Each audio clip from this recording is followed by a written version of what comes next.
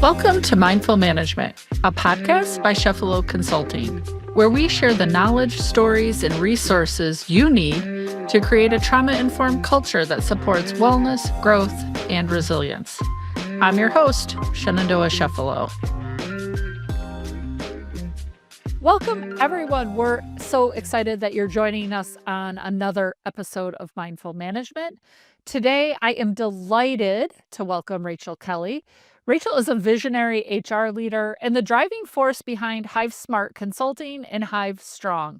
With over 2 decades of experience in scaling organizations for financial and social impact across various industries, Rachael has emerged as a dynamic force in strategic planning, team development, and organizational culture enhancement. Known for her entrepreneurial spirit and deep commitment to community building, Rachael excels in transforming leadership paradigms and nurturing award-winning workplace cultures. It's one of the many reasons we've invited her here today. Her work extends into significant philanthropic efforts where she champions initiatives that strengthen communities and support those in need. Rachael, I'm so excited to dive in today with you. Thanks for coming on. Thank you for having me. So as you think back, how did you end up here in your career, and how has that shaped the way in which you see teams? I, started my career as a homeless pizza cook and really thought that, I had a lot of trauma and was pretty messed up and really didn't think that I would have a career at all. And I was just trying to survive and make it through the day. So, it was such a I was so lucky. It I was part of this global company. So I was a pizza cook and I had no clue what I was part of. And then somebody was like, "Hey, you actually I think you have potential." And I'm like, "Really? No, I don't. I'm a hot mess." And they're like, "No, no, actually you do." And I saw people who had a career path, and I started learning about their stories. And so I was really lucky to have these leaders around me that tapped in and coached me and saw past some of the raw stuff that was on the outside, you could say.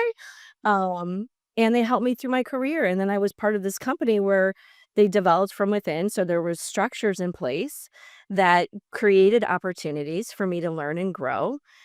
Enabled me to then jump from operations and, I worked my way through the ranks and was leading operations and then was able to jump into HR because I realized this is all about the people. All these situations going into any situation I went into, it was always about wrapping my arms around people, figuring out what was beneath the surface, helping the good stuff to come out, and people to unleash, and teams to come together. And that drove results every time. Isn't it amazing? People first? Wait, Rachael, you mean if we put people first, we can drive results? You don't say. Rachael, I'm wondering because we have this in common. We've both been unhoused in our previous lives. What did that teach you about leadership, though? Because I find, especially as I get older, more and more I find myself drawing off of more than any other experience in my life, that experience. And when I speak to other people from similar situations, different, but similar situations, I find that to be the case. What do you find that taught you about leadership? Yeah. It taught me that everybody's a human being with pain and history and a unique social experience going through this trying to figure their way out in life. And that there's such it's like meeting people. I remember like those early days and meeting other people and being and the world would judge them and discard them. And there was such richness there, like just amazing human beings doing amazing things. And so it really cemented for me how valuable everyone truly, truly is, how much each person is a human being. There's a story around them that's powerful and that can be harnessed and that people can achieve amazing things. Yeah. And so it's an interesting dynamic, right? Which is people have we all have stories. We all have something that has changed the way I believe that has changed the way in which we see the world. And we bring that with us in all the spaces that we come, whether we acknowledge it or not. And I'm just wondering, for leaders out there who are working on teams, what's the first insight for leaders when they notice maybe tensions? And I use tensions right now because there's a lot of tensions, right?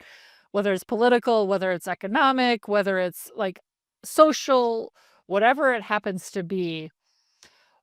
What do you do when perhaps everything in society is saying the task matters more than the person? Yeah. I think it's so important for leaders when they're seeing that, like, and that's seeing that tension, because 'cause you're right, there's AI. Yeah, yeah. Well, yeah, the robotic tension of everything. Yeah. I'm still trying to compete with other humans, Rachel. I can't quite undertake robots. Just like I, I'm just still trying to figure out myself. Right, it makes our heart pound, right? And then add in economic volatility, all this stuff, um, and and it shows up, people get tense and they freeze. And so it's so important, and then they're also, because that triggers our limbic system, right? So we're all in this, like, fight or flight, we're all activated, and so you could see that pop. Which is contagious. That activation itself, I'm just gonna pause you right there before I let you continue that thought, because I this is something I see in your post and I'm like, "Yes, yes, yes." Which is, we say feelings are contagious, and I think people get that in a executive level logical place, but when you say that activation of like, okay, we're all feeling hypersensitive or hypervigilant, however you want to look at it, that in of itself is contagious, and over a sustained period of times is why I think you have a toxic work culture, right? So it's like, you're activated, I'll be activated. Let's keep matching each other's activation until we go crazy. Absolutely. I totally agree. It's the triggering, because 'cause we're just triggering, right? So it's just this triggers this, then this behavior triggers this, and it becomes this reactive process, and then people are talking past each other and nothing's getting done, because 'cause we're wasting a lot of time and a lot of energy. And so I really, to answer your question, be curious and take a moment and say, "Hey, I see how are you doing? What's going on? How are you feeling?" There's an energy there that you can tap into, and you can be transformative up to somebody. You can really help them transform in that moment, right? If they just by them knowing that you care. So, 2 things you said in that. One was the magic word time, and the other one was curious. Because I think what I hear, the pushback I hear from no matter what sector you're in, private sector, public, government, I mean, you could be in a kindergarten class, you could be anywhere, is we don't have time to pause. We don't have time to be curious, and I'm just wondering your thoughts on that, Rachel. Yeah. You don't have time not to be is my first thought. I thought we might be aligned there, but I thought I should check. I thought I would check. Yeah, but say more about that, because I think, that catches us, right? The time catches us in a spot very often. It really does, and it's just some of, I think, how you solve for that, or that feeling of you get we would hear the same thing about, like, training, like, "I don't have time to train people," right? But then you're spending all your time on the back end cleaning it up. It's the same thing. It's weaving it into the way that you work. Yeah, at the Hive, we don't do it's not like we have these separate, sometimes we'll do a separate thing, but it's also like, "Hey, we're gonna take 2 minutes and do a guided meditation at the end of this session." And we know what that does for our energy, our collective energy and our collective performance. It's been something that fuels our performance. So we use it and weave it in, like, those types of things, or checking in with somebody as just part of, like, that's how every one-on-one starts. And doing one-on-ones is part of our ethos, is part of how we operate. And that's what leaders should be doing with their teams. Yeah, this is a big piece, right? Leading versus managing, and that for which I don't wanna get us too far down a rabbit hole, but we could have a whole conversation just on that. But I'm also thinking as I hear you say that, because I agree, you have to embed it. It can't just be this checkbox thing, right? You have to embed it into just the way that you act, and I find it helpful when I'm working is what will you stop doing? Like, before anyone hires me or asks me to come in to do training or implementation, I just say, like, "What are the things you're gonna stop doing?" Because we could do a training, and then the first thing is like, "Well, we don't have time for that tool," or, "We don't have time for this thing," or, "We don't." So, we know that up front. So, like, what are you guys ready to stop doing? And it's always an interesting question to ask because 'cause they're like, "Well, we can't stop any," right? Like, it's our natural beat, and I find every time that people are like, "Oh, no, if we stop doing this, we could stop doing all these things." We don't pause enough to even see where we're not being efficient. That's my word of 2025 here is efficiency. Well, and you could use AI to even be more I efficient. know. I'm good with my personal inefficiencies at this point, but so how do we balance? Because here's another thing I see in work that I think becomes a challenge, and I think it's a fair pushback from some folks, which is I don't get my joy or my satisfaction from work. Like, I just wanna kind of come in, do my thing, and leave. There's a tangent of people who feel that way. Like, I get my joy, I get my worth, I get my other things from things outside of this place. This is just an ends to a means for me. And I think there's some validity to that. So, how do we balance someone's personal beliefs around that with probably where a majority of people sit, I think, at least in where I see of like, "Hey, I'd like to at least someone acknowledge I exist when we pass each other in a hallway," right? Like, I don't need to be best friends with the people I work with, but I do wanna have some sort of, "Hey, how you doing?" Connectivity. connectivity Yes. with you. And so how do we balance that in a workplace? Yeah.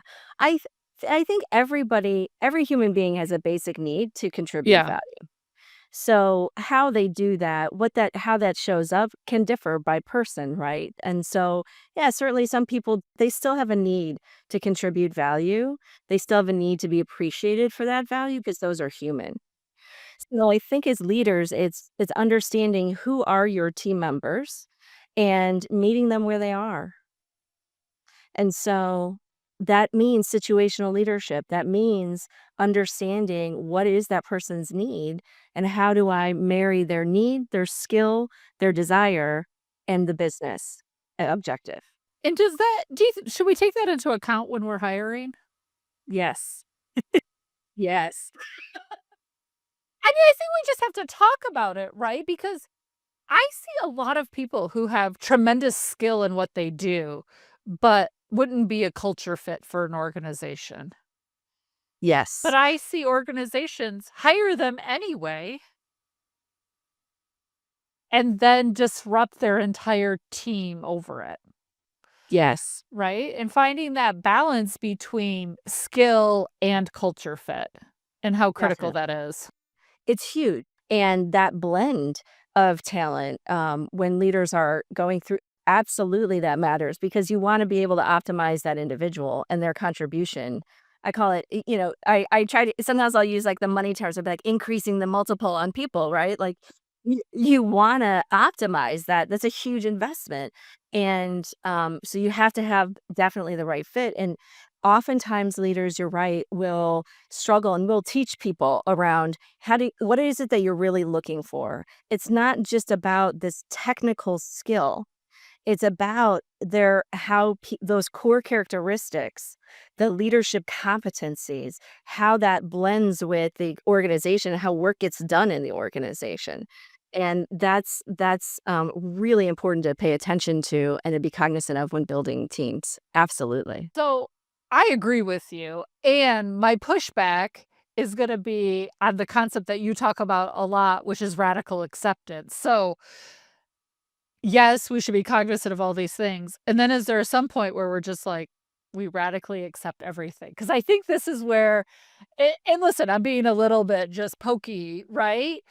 On radical acceptance for a second, but I think this is where we get confused on radical acceptance as well, and so I just wanna kind of hear your viewpoint of like, "Great, so I have this team member who is super competent, maybe uber competent in their jobs, But culturally, they make everyone miserable, including me, maybe as the leader, but radical acceptance, there's nothing we can do about it.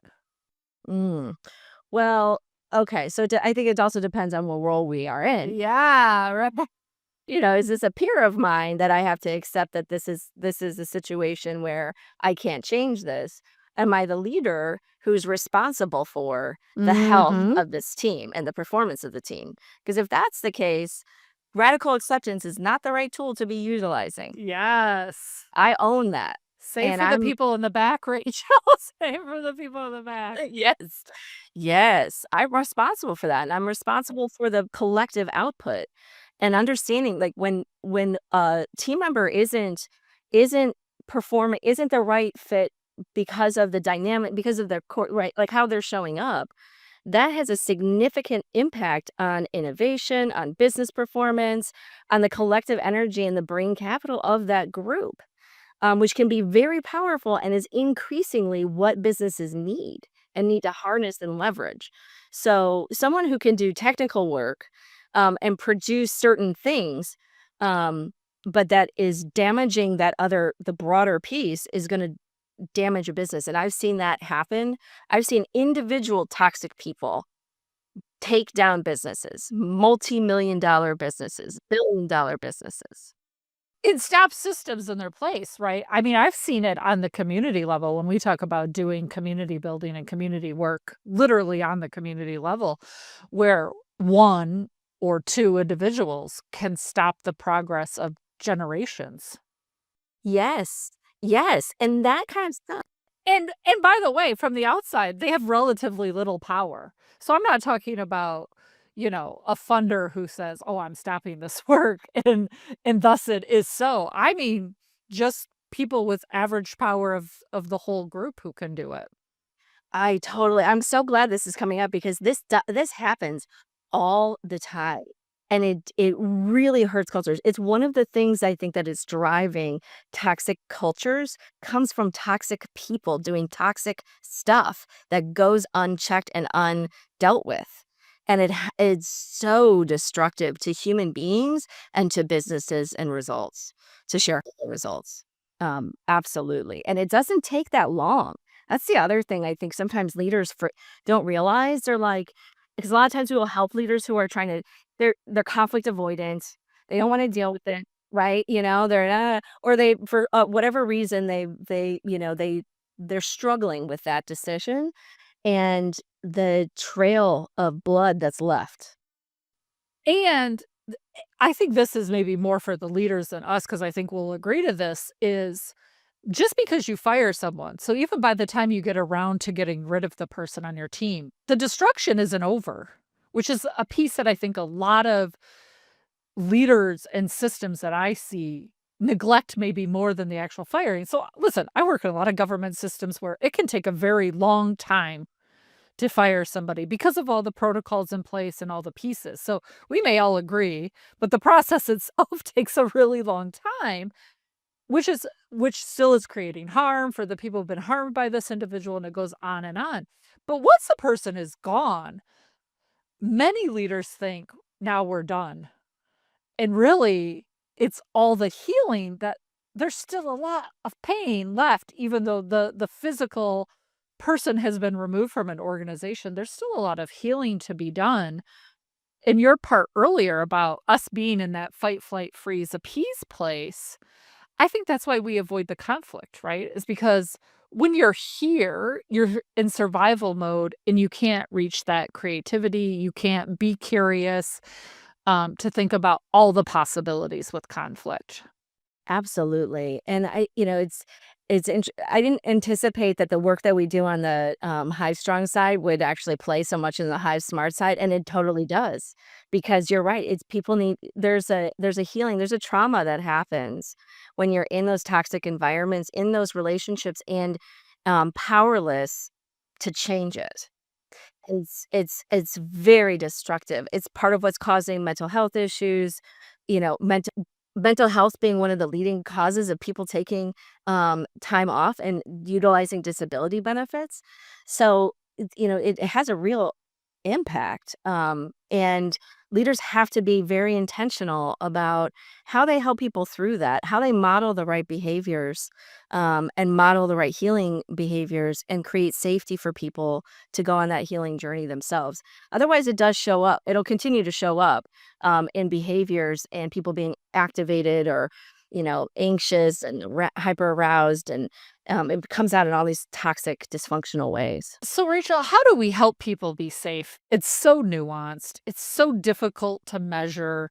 I mean, it's just this very, you know, hard thing. It's like you know it if you know it, but you might not know it if you don't know it kind of piece. You have any tips or traits or something that could help leaders or even because for me, right, this whole thing doesn't just fall to leaders. Culture isn't just on leaders. We all play a role in the culture. I mean, you could be the low person on the hierarchy structure. You still have a role in culture. What can we do to help build safety, knowing that everyone needs something different for safety? Yeah. There's several things leaders can do. First is they can talk about the importance to them and they can talk about how much they value people telling them hard things, right? How much they value people telling them things that are different than what they think. They can even sometimes, early on into like, will help people, by, like, not totally staging it, but kind of like, "Hey, let's have this provocative conversation in front of the team or the group," because then people go, "Oh, wow, you guys are able to talk that through, like, together," and then it creates some safety for another person. So there's some coaching that happens, around it, and then with a trusted partner to help bring that out and tease that out with the team can be really helpful. Yeah, it's the ritual around it, right? That's what I hear you saying is like many of us bring to work what we learned in our families. And as we kind of stated at the top, many of us came from unhealthy family situations and still have unhealthy family situations where we probably didn't talk about hard things. We brushed it under the rug. And then it's going to lead to these really hard things, right? Especially if your organization's been around for a few decades and so, because it's a piece I talk about is like, just ritualize it. Talk about hard things in the same way all the time, and then it becomes easier. Yeah. Normalize it. And also, validate people who, very intentionally, right, who bring up things that you wouldn't necessarily agree with, or you would like validate and encourage the behavior. That builds confidence. Yeah. It's a pace. So, you mentioned a few minutes ago about brain capital, and I wanna circle back to it. What does that mean to you? What does brain capital even mean for our listeners who maybe haven't heard that phrase before? Brain capital, it's the power of diverse people coming together there and the power of that mind and the collective thinking, and what that does cognitively. Like, it elevates everyone. Like, the solution, the work product becomes so much greater, collectively than individually. And so we often talk about it like, "Okay, how do we let's tap into the hive mind. Let's pull people in and put our minds on it." But it requires that people are healthy, that they're emotionally, healthy and can show up in those conversations and have enough confidence, to come forward and then lean into areas that they might not even know all, everything about, right? And that growth mindset. It requires a certain level of like, right? Like you've got to be, there's a health there to be able to show up in that way and contribute. So to us, brain capital is about strengthening that, strengthening the mind and the collective mind of an organization to elevate the objectives. And so do you do the work ahead of time? Because I don't think there's anyone listening. I mean, there's probably people who would disagree with us, but I doubt they're listening to this podcast. But I mean, is there work to be done to get to that stage? So because I think we all agree, like, hey, the more different perspectives we can get, the better we are. I think people innately understand that and logically agree with that. But then there comes the practical piece of, I'm on this side of the aisle and you're on that side of the aisle, and now I'm just gonna show you all the reasons you're wrong.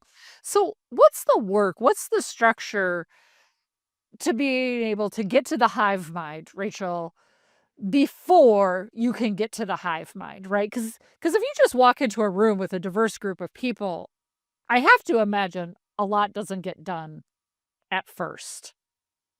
Eh, because there could be alienation, there can be marginalization, there could be political disagreements, social disagreements.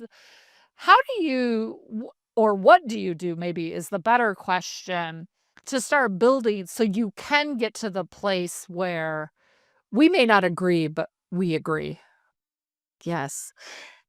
Part of it is starting with what is it that we're here to do? What is it that we're trying to accomplish? What's our purpose in coming together? Because that's a unifying thing, right?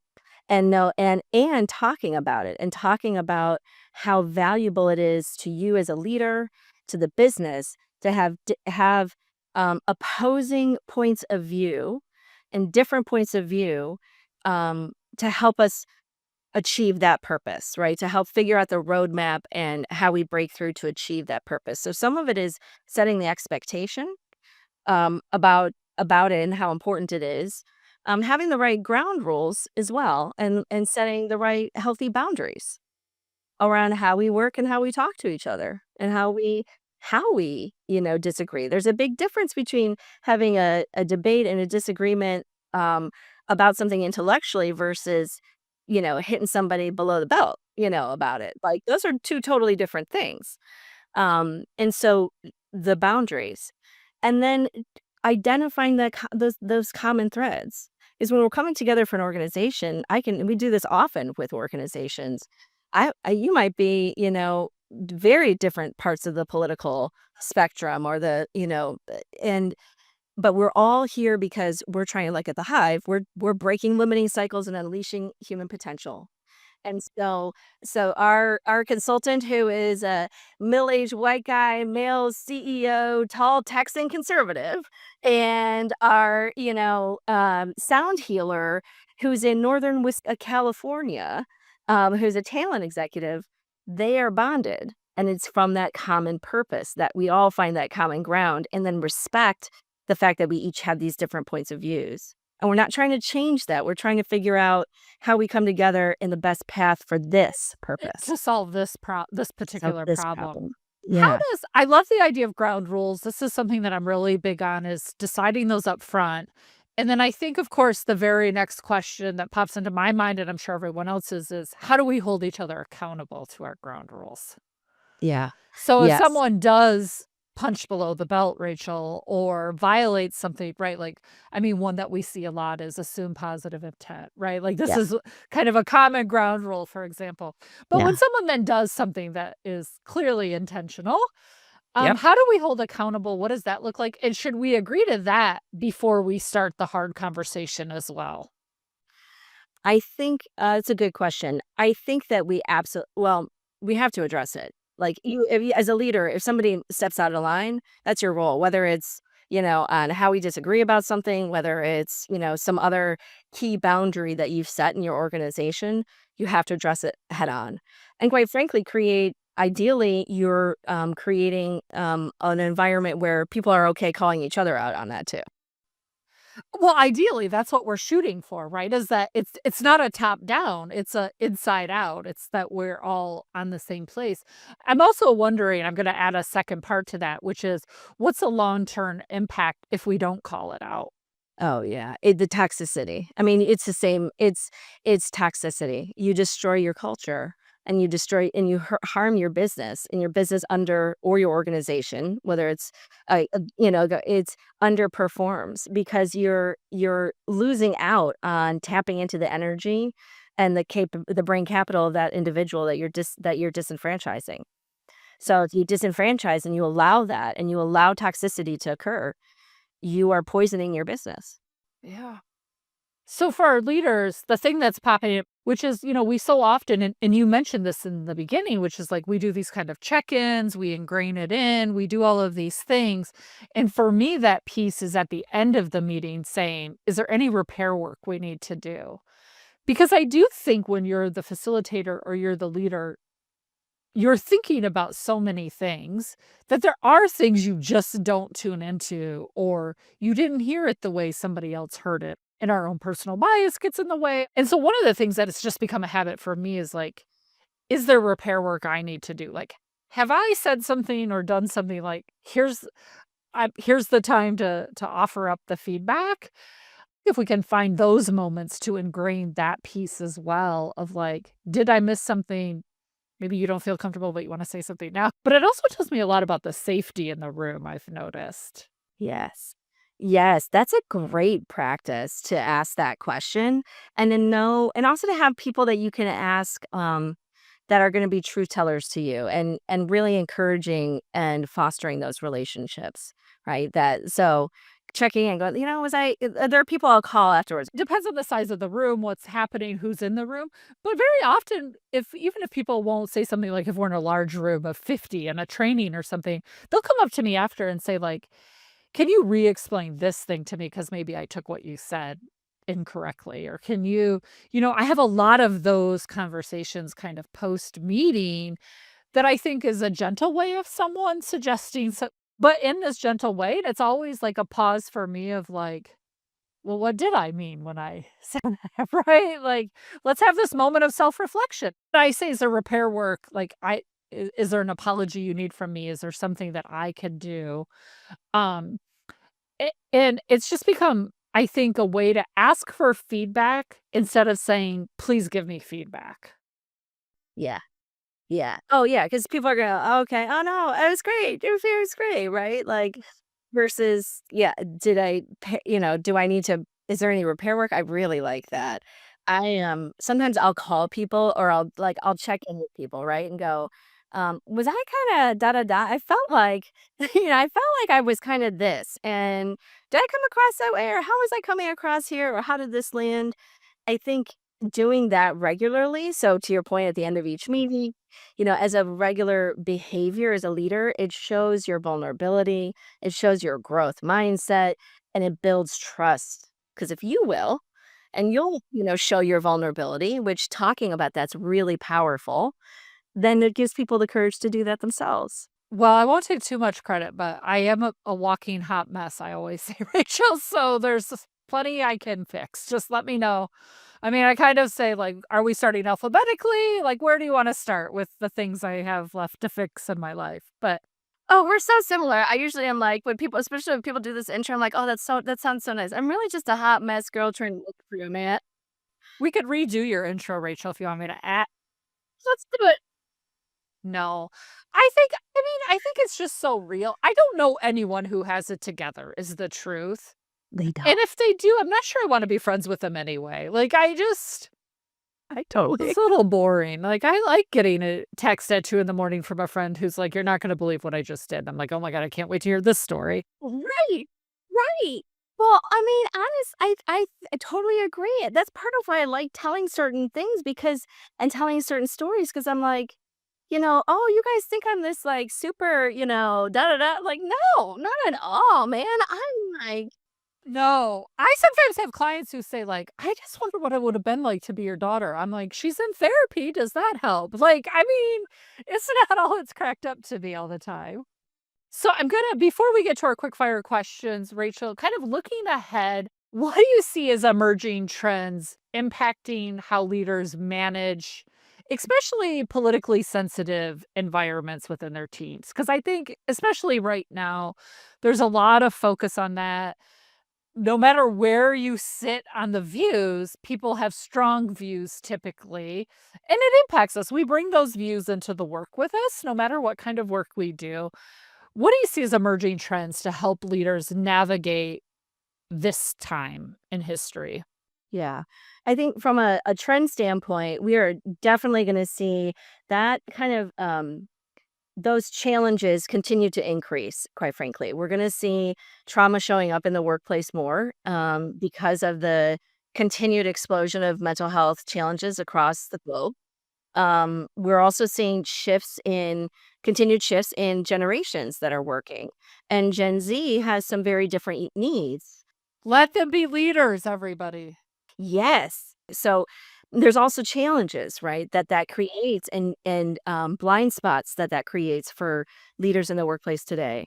So I actually think the things that we're talking about in terms of being trauma informed and understanding how you tap into people becomes increasingly important because people become the challenges and that people are facing, the mental health, where people's heads are at, and people become actually even more consequential with AI, not less. Is the inputs that human beings make determine what AI runs with. And so if that's off track, that can get really ugly and it can really amplify because there's a way to actually leverage AI to amplify you, right? So but without, having the right leadership and coaching to help navigate people through what's happening and how to change paradigms or how to stay focused around what's really truly important and their purpose and shared humanity around how we go about this together, it can get really off track. So I think these topics become even more important. Yeah, I mean, uh, probably for the last 15 or 20 years, we've heard everyone say, and listen, you could go on LinkedIn and look at 100 job descriptions right now, and 90 of them probably say come with emotional intelligence, which is an interesting piece for me. And then I'm like, okay, we're going to talk about emotions at work. And people are like, we can't talk about emotions at work. It's like, it literally is in your job description. Emotional intelligence is emotions, people. But there is this disconnect for folks around it, right? Like, we've been saying it for a good 2 decades, I think, that emotional intelligence is the thing we need the most, and yet we're still like, "But not at work." Like, you need emotional intelligence, but not at work. Like, we don't wanna talk about feelings here, and it's like, that's a tough ask, but so if you could go back and give a piece of advice at maybe one of the most critical turning points for you, or at a critical turning point when you were a leader in an organization that you think would serve leaders even today, what would it be? What's the piece of advice you think everyone could get something from? I think probably one of the best pieces of advice, and it's a very simple one. It's actually the thing that popped in my head was dance with the one who brung you. Like, stay true to who you are and be your true authentic self. And the more you lean into that, the more you heal that part, those parts that need to be healed because we all have stuff. It all comes out in leadership and how you lead people, good and bad. So, it's a journey inward and taking care of yourself, leaning into yourself and leaning into your gifts. That to me was, so powerful and so true. I love it. That resonates with me so, so much, and it's also kind of those people who stuck with you too, right? Like, don't forget the people who stuck through some of the hard stuff. Like, they get maybe a little extra something something for those sticking through those people where we had to take a long time to fire them, and they still stuck around. Like, there's something to be said for that. Rachel, it's been a true joy to have you on. I cannot wait to hear how you answer our quick fire question. What's the latest book or TV show that you're either binging or watching or podcast you're listening to? What media are you consuming? Why is it standing out for you? I am obsessed right now with The Pit on Max. I just finished The Pit. Love it. Oh my gosh, Everyone, right? if everyone talked to people the way Dr. Robbie talks to people, Yes. if you're listening to this, you should, I don't care if you have to go subscribe to Max, HBO, whatever Yes. it's called these days. Yes. It's Dr. Robbie knows how to talk to human beings. he I learned so a lot does. from him. And he knows how to be a human being and lead through chaos and all the stuff, right? Like, it's such a great story about human beings in a workplace dealing with crazy environments. I'm with you, Rachel. I love it. If you could have dinner with any historical or contemporary leader, who would you choose? And more importantly, what's the curious question you'd want to ask them? Obama. I've I thought love about it. that. As the first thing that popped in my head was Obama. I so wanna hang with Obama. Michelle Like, or Barack? Barack. I Okay. mean, also, if I could get if it could be 2 people, absolutely. If it's a 2 for 1, you'll take the couple. I love it. Yes, You'll be the yes. third wheel. We love this. I'm totally in, and I literally would just wanna, like, open a bottle of wine and just go, "Ooh, can I hear your story?" Like, I just wanna, like, hear his story. Like, I've read about him, I did but, like, to hear it from him and the learning and the insight that comes from hearing that journey, um, it would just be incredibly powerful. I would just be s that would be amazing. Yeah, I mean, there's some brain capital there. That's for sure. Like, there's a little brain capital I'd like to pick around at. What is the hobby or activity that fills you with joy that you absolutely lose track of time doing? Yeah. I really enjoy gardening, and I cannot say that I'm some green thumb and amazing at it, etcetera, at all. But there is something to be said, right, for putting on some music and digging in the dirt and planting things and watching it grow. Gives me a lot of joy. I love it. Rachel, again, thanks so much for coming on.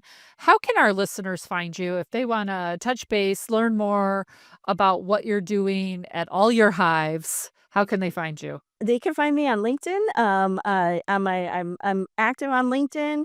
HiveSmart Consulting, we're on LinkedIn. You can also find us at HiveSmartLLC.com, or HiveStrongEmpower.com. So multiple ways to reach out and engage. We love it. Rachel, thanks so much for coming on. For our listeners today, thanks so much for listening. And listen, go out there, find your hive, be curious, see how you can change the world. Thanks, everyone. Till next time. Thanks, Rachel. Thank you. Mindful Management, Creating a Trauma-Informed Work Environment is brought to you by Chefalo Consulting. To learn more about Chefalo Consulting and our trauma-informed change management and professional development solutions, please visit chefaloconsulting.com. That's Chefalo, Chefalo, consulting.com. Make sure you don't miss these transformative conversations by subscribing to Mindful Management wherever you get your podcast. Thanks for listening. And remember, change happens one step at a time.